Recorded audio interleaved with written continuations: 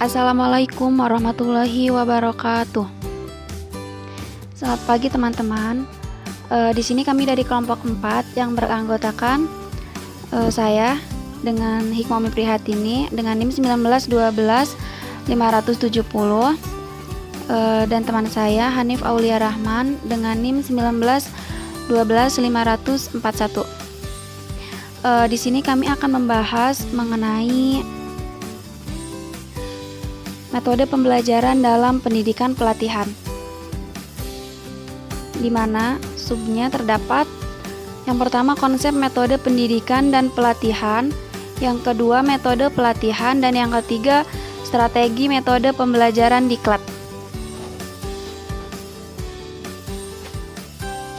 Baik, langsung saja. Materi pertama mengenai konsep metode pendidikan dan pelatihan. Pengertian metode pendidikan dan latihan. Metode pendidikan pelatihan adalah metode pembelajaran dalam pendidikan dan pelatihan, dapat diartikan sebagai cara yang digunakan untuk mengimplementasikan rencana yang sudah disusun dalam bentuk kegiatan nyata dan praktis untuk mencapai tujuan pembelajaran. Yang kedua, mengenai pengertian pendapat para ahli dalam metode dalam diklat. Menurut Muhlisin Riyadi yang dipost dalam pendidikan dan pelatihan berdasarkan sifatnya dapat dibedakan menjadi 4 macam, antara lain yang pertama pendidikan umum, pendidikan kejuruan, latihan keahlian, dan latihan kejuruan. Pendidikan umum yaitu pendidikan yang dilaksanakan di dalam dan di luar sekolah, baik yang diselenggarakan oleh pemerintah maupun swasta, dengan tujuan mempersiapkan para peserta tersebut memperoleh pengetahuan umum. Yang kedua, pendidikan kejuruan. Pendidikan kejuruan yaitu pendidikan umum yang direncanakan untuk mempersiapkan pada peserta pendidikan maupun melakukan pekerjaan sesuai dengan bidang kejuruannya. Yang ketiga, latihan keahlian. Latihan keahlian yaitu bagian dari pendidikan yang memberikan pengetahuan dan keterampilan yang diisyaratkan untuk melakukan suatu pekerjaan, termasuk di dalamnya latihan ketata laksanaan. Yang keempat, latihan kejuruan. Latihan kejuruan yaitu bagian dari pendidikan yang memberikan pengetahuan dan keterampilan yang diisyaratkan untuk melakukan suatu pekerjaan yang pada umumnya bertaraf lebih rendah daripada latihan keahlian.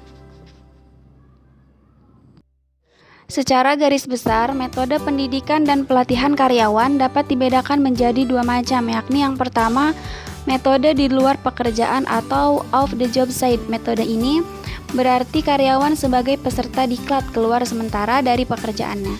Kemudian yang kedua, metode di dalam pekerjaan atau on the job site. Nah, metode ini adalah berbentuk penugasan pegawai-pegawai baru pada bagian-bagian yang telah ditentukan. Ini berarti para pegawai yang sudah berpengalaman untuk membimbing atau mengajarkan kepada para pegawai baru, dan diharapkan pegawai yang telah senior itu dapat memberikan suatu contoh mengerjakan pekerjaan dengan baik, jelas, dan konkret, sehingga para pegawai baru akan menirunya. Baik, mungkin itu saja yang dapat saya sampaikan selaku pemateri. Selanjutnya dipersilakan untuk Hanif Aulia Rahman menyampaikan materinya. B. Metode pelatihan. Menurut Charrington dalam buku Hasan Basri 2015 menyatakan metode pelatihan dibagi 2, yaitu on the job training dan off the job training. Adapun model on the job training yaitu pelatihan diberikan pada saat karyawan bekerja. Sambil bekerja seperti biasa, karyawan memperoleh pelatihan sehingga dapat memperoleh umpan balik secara langsung dari pelatihannya. Adapun makna on the job training adalah metode yang sudah sangat populer dalam dunia pelatihan karyawan.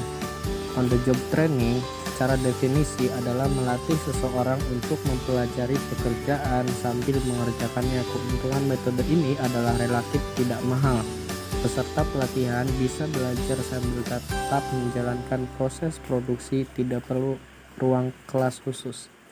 Yang kedua, ada bentuk pelatihan on the job training, yaitu ada job instruction training,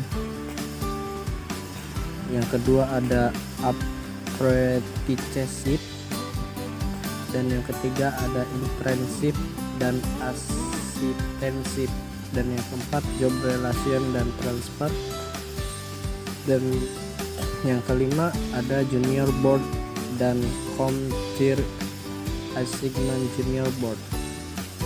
Adapun tujuan on the job training yaitu satu, memperoleh pengalaman langsung, yang kedua mengamati secara langsung apa yang menjadi tanggung jawabnya, melihat apa yang harus dikerjakan, dan yang ketiga ada meningkatkan kemampuan dan keterampilan, dan yang keempat meningkatkan kecepatan, dan yang kelima meningkatkan diri mulai dari tingkat dasar, terampil, dan akhirnya menjadi mahir. D. Ciri-ciri on the job training yaitu dilaksanakan di tempat kerja, yang kedua dilaksanakan pada setiap karyawan baru, dan yang ketiga dilaksanakan untuk memberikan kecakapan yang diperlukan dalam pekerjaan, dan keempat pengetahuan atau keterampilan berupa pengalaman atau praktik langsung, yang kelima dilaksanakan secara individual, biaya relatif kecil, dan yang keenam biaya relatif kecil. Yang kedua ada model of the job training.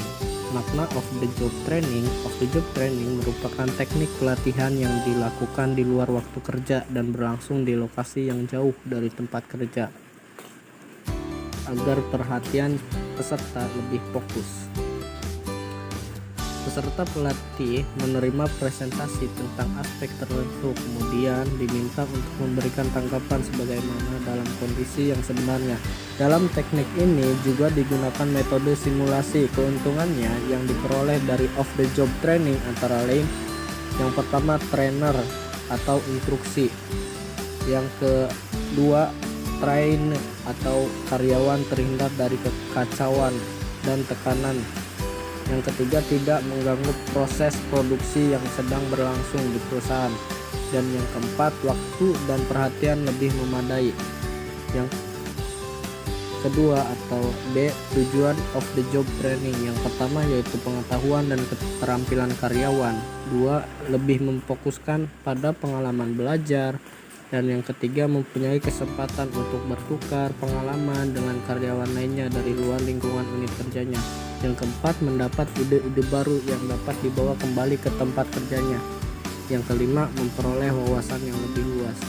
Adapun ciri-ciri of the job training, yang pertama dilaksanakan dalam suatu ruang atau kelas. Yang kedua dilaksanakan pada karyawan yang bekerja tetap untuk mengembangkan diri dan mengembangkan karir. Yang ketiga dipergunakan apabila banyak pekerja yang harus dilatih dengan cepat. Dan keempat pengetahuan atau keterampilan berupa konsep atau teori. Yang kelima dilaksanakan secara kelompok, dan yang keenam biaya relatif besar. D. Bentuk pelatihan of the job training. Yang pertama ada lecture, merupakan metode pelatihan dengan memberikan kuliah atau ceramah. Ada yang kedua video presentation, adalah presentasi yang dilakukan melalui media televisi, film, atau slide.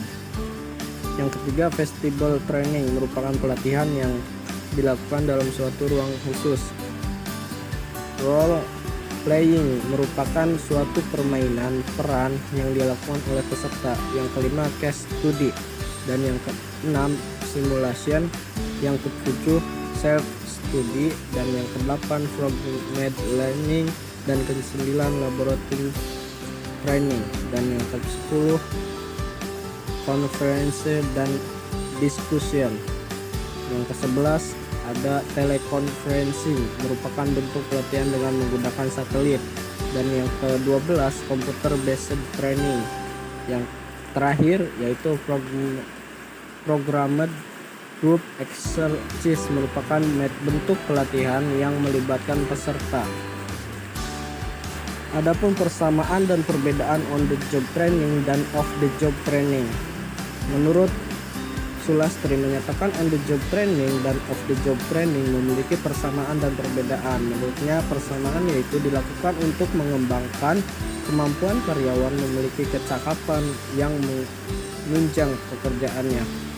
Yang kedua dilakukan untuk meningkatkan kinerja. Dan yang ketiga dilakukan oleh suatu instansi atau perusahaan. Sedangkan perbedaannya sebagai berikut. Sasaran on the job training dilakukan secara individual, sedangkan off the job training dilakukan secara berkelompok. Dan yang kedua, on the job training dilakukan di tempat kerja, sedangkan off the job training dilakukan pada lokasi terpisah dengan tempat kerja. 3. Pada on the job training berupa pengalaman langsung praktik, sedangkan off the job training berupa pengetahuan atau keterampilan yang diperoleh berupa konsep. C. Strategi metode pembelajaran diklat. Metode penyampaian pelatihan bergantung pada tujuan yang diinginkan. Menurut Karen Lawson, secara ringkas strategi pelatihan terdiri atas menambah pengetahuan, meningkatkan keterampilan, dan menumbuhkan sikap perilaku. Yang pertama, strategi untuk menambah pengetahuan. Menambah pengetahuan dapat dilaksanakan dengan metode buku, teks, atau materi tertulis. Yang kedua, kuliah dan presentasi. Yang ketiga, permainan. Dan yang keempat, diskusi terpadu. Dan yang kelima, tayangan. Yang kedua yaitu strategi untuk meningkatkan keterampilan. Untuk tujuan pelatihan tersebut, bentuk pelatihan ini diantaranya dengan cara yang pertama relo play, simulasi, on the job training, dan aktivitas sesuai arahan. Adapun yang ketiga, strategi terakhir untuk menumbuhkan sikap atau perilaku. Perilaku efektif, positif, dan lainnya menjadi dasar komunikasi dan berujung pada sebuah win-win solusi jika melibatkan beberapa pihak. Cara pelatihan ini dapat dilakukan dengan metode ialah diskusi terpadu, diskusi kelompok, debat, atau yang terakhir ada studi kasus. Mungkin hanya itu yang bisa kami sampaikan sebagai pemateri dari kelompok 4. Kurang dan